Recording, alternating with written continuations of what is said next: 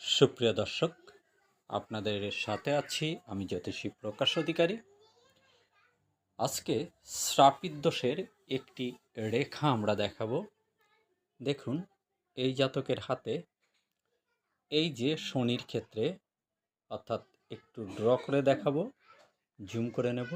এই এই যে আঙ্গুল, এই আঙ্গুলটিকে বলে শনির আঙ্গুল, অর্থাৎ মধ্যম আঙ্গুল শনির আঙ্গুল। আর এই শনির ক্ষেত্রে দেখুন,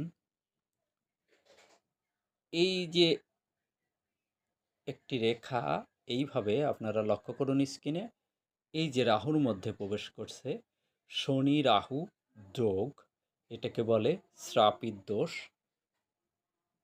শ্রাপিত দোষ জাতককে ঋণগ্রস্ত, দেনাগ্রস্ত, আপন লোকের থেকে আপন লোকরাও দূরে সরে যায় অনেক সময়। এবং দেখুন, এইখানে শুধু শ্রাপিত দোষই না, আমরা আবারও শ্রাপিত দোষটিকে দেখাবো।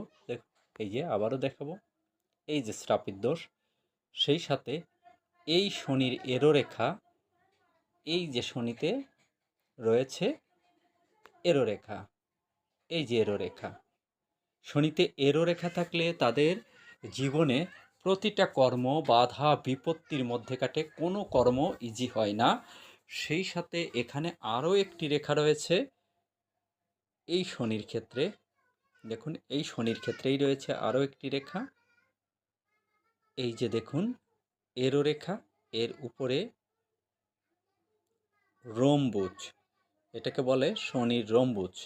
শনির রম্বুজ থাকলে তারা ঋণগ্রস্ত, দেনাগ্রস্ত, কর্মে অসফল, বহু স্ট্রাগল করতে হয়। একটু লক্ষ্য করে দেখুন, এই জাতকের হাতটি কিন্তু কিছুটা কালচে বর্ণের হাত, মানে শনির প্রভাব যুক্ত হাত, এমনটি বর্ণনা করা হয়। কালচে বর্ণের হাতকে শনির প্রভাবযুক্ত হাত হিসেবে ধরা হয়।